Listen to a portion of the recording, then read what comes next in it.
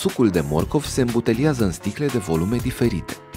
Paleții cu sticle sunt introduși pe linie în mod automat cu ajutorul unui depaletizor. În prima fază, sticlele sunt spălate, după care se lasă conduse către mașina de umplere la cald.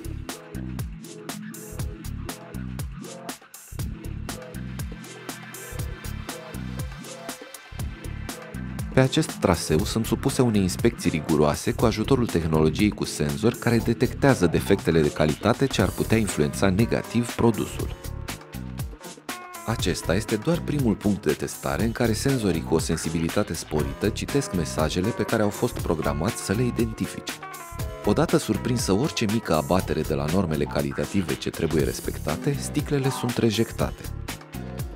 Demarează ulterior umplerea la cald.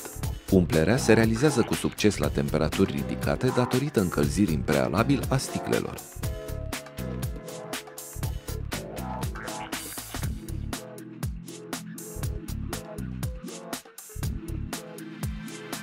După încheierea etapei de umplere la cald, fiecărei sticlei se aplică un capac twist-off.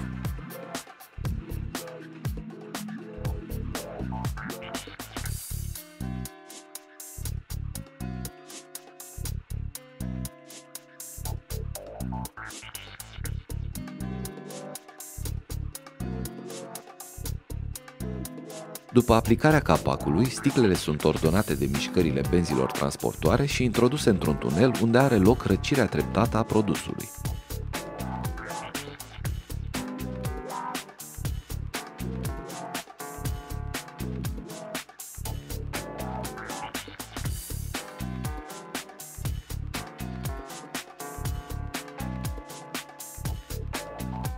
Privirea vigilentă a angajaților noștri urmărește în detaliu fiecare etapă a fluxului, asigurându-se că rigoarea tehnologiei respectă parametrii de calitate.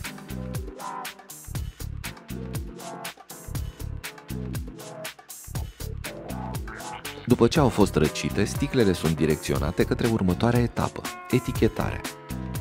La încheierea procesului de etichetare se desfășoară un nou control al acestora, verificându-se de această dată dacă închiderea a fost efectuată corect. Testerul identifică și rejectează sticlele în cazul cărora nu se creează vacuum prin răcire. Doar sticlele care au trecut de acest tester sunt grupate câte 12 și pregătite pentru introducerea în tăvița de carton. Baxarea se realizează cu ajutorul foliei termocontractibile care dă siguranță în manipularea ulterioară.